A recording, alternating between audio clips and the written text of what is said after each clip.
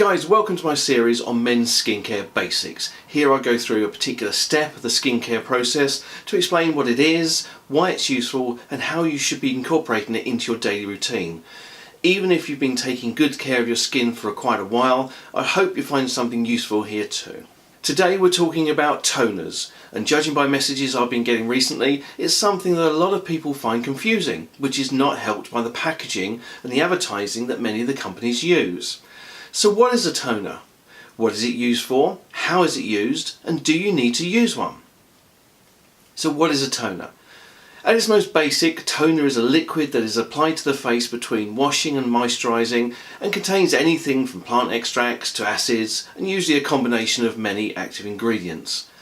Not only can the toner have properties that are a benefit in themselves, but they also prepare the skin so it makes a better use of the serums and moisturiser that you put on afterwards.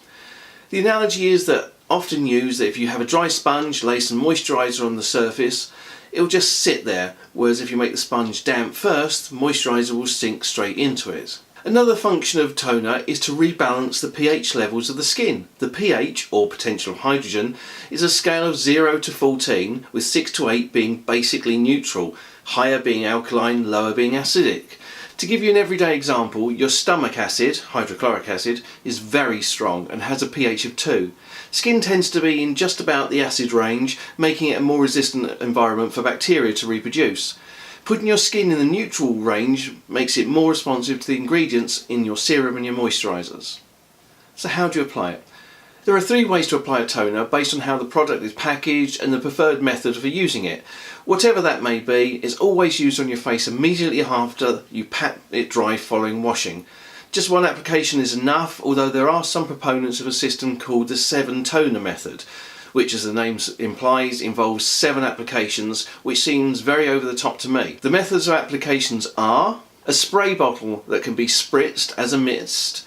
This is an enjoyable way to receive the product, particularly on a hot day, and is my current method. Downsides are the chance to waste product and the potential to squirt in your eyes, if you're not careful. And yes, I have managed to do that. Pump or splash bottles can be used to moisten a cotton pad, which you can then gently wipe over your face. This has the advantage of also removing any leftover face wash, shaving cream or exfoliant particles. Downside is that a lot of the product will be left in the pad itself and therefore wasted. You can also splash some in your hands, rub them together and then pat the product onto your skin or gently smooth it over your face. When is a toner not a toner? The first time I decided to go and buy myself a toner, after seeing them favourably mentioned on female skincare channels, I expected it to be an easy. It's a bottle of water that will have the word toner stamped on the front in big letters, if only it were that easy. For a start, there was nothing in the men's section. Moving to the much larger girls section, I found bottles of what looked like water, but had names like Beauty Water, Glow Lotion and Micellar Water.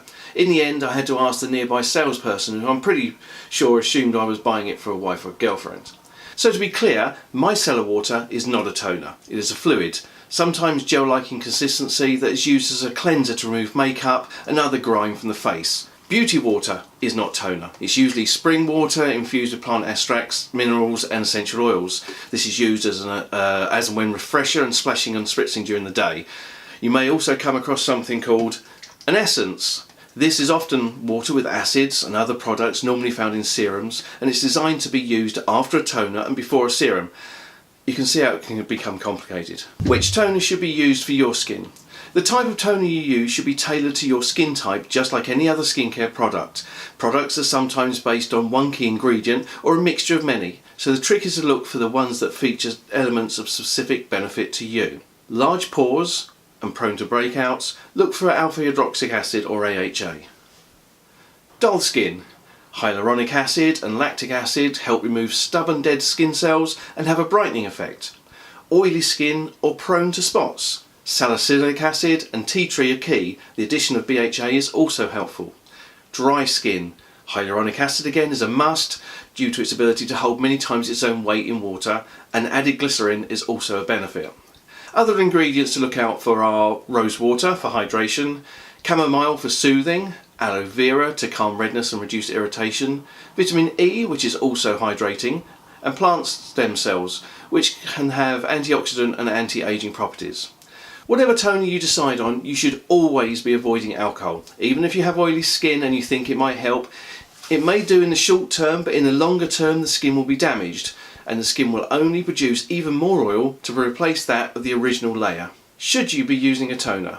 So after all of this, is it really worth you using a toner? I have to say an absolute yes. I certainly notice the improvement of using them, and on the occasion when I'm rushed or just too tired to do my full morning routine before I go to work and therefore miss out on the toner, I can honestly feel the difference. If you're young, then perhaps there's not such a huge benefit, but on my naturally dry skin, a toner is now a must have in my bathroom. It takes a mere 30 seconds or so to add into your routine, and I think it's well worth it. Toners are available across a wide range of prices, from a few pounds for the simple range available in any UK pharmacy to £50 or more. But you don't need to spend a lot on toner as long as you shop smart. Avoid any product with alcohol, look for the ingredients that you would benefit from, and you don't think you only have to buy from high-end skincare brands. For example, I've heard great things about Superdrug's own natural radiant glycolic toner, which brightens skin, really helps with acne, and it's just £6. Some high-end ones that I use and love are Multi-Active Toner from Dermalogica and Rescue Water Lotion from Lab Series. For a totally natural toner, check out the products at Lush. If you're not currently using a toner, I definitely think you should give it a try. And when you do, let me know how you get on in the comments below. I hope you found the video useful. Please take a moment to leave a thumbs up, as it really helps the channel, because YouTube uses the number of thumbs up and number of comments on a video to decide if it should be shown in a search or watch next list. If you're not already a subscriber, click the subscribe button and hit that notification bell so you don't miss out on new videos every week. Thank you for visiting my channel, and I hope to see you again real soon.